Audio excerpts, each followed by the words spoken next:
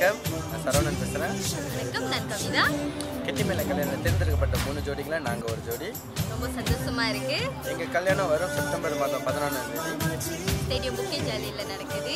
நீங்கள் அனைவரும் மறக்காத வந்து கலந்து கொள்ளணும். எங்களை வந்து கண்டிப்பாக ஆசீர்வாதம் பண்ணுங்க. நன்றி.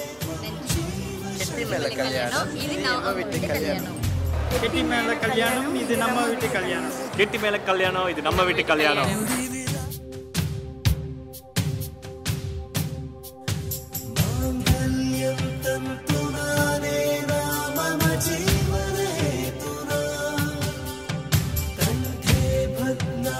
शुभगे त्वं जीव शरदां शरम्